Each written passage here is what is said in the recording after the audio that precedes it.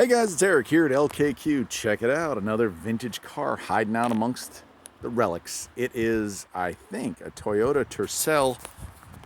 I want to know if it is or not. I'm pretty positive it is. It's got those lines to it. These were replaced by the Echo. Wow, 97, so one of the last of the Tercels. These were great little cars in their time. Very decent gas mileage, very spacious for what they were. I wish they had made a station wagon version of the Tercel. I'd probably try to find one right now. And this one looks like it's in okay shape too. I mean, let's do a walk around here before we open it up. No damage to the rear. Yeah, look at that. It's just a nice clean car. Let's go ahead and open up a door here. I'll show you the inside.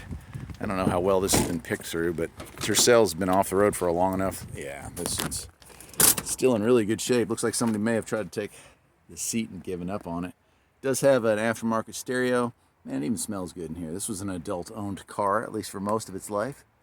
As you can see, just a plain Jane 80s, well into the 90s dash. This was designed, I think, in 87, 88, and the design went on for a long time. That's really neat. MP3 player stereo of some vintage there. And I can't make out the mileage, but maybe you can. I can't read it because I don't have my glasses on. You'll have to tell me what it was. Go.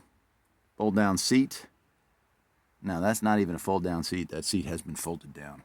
But a pretty good looking car overall. Crank windows, of course, in this era, and manual locks. But, I mean, that's okay. My 2003 Echo had manual everything, and I adored it. It's what made cars reliable. This one did have the AC option. Let's see what kind of engine is left in it, if I can get it open. I'm not sure. It looks like it's a little damaged. Yeah, I won't be able to pop the hood on this one, but pretty cool.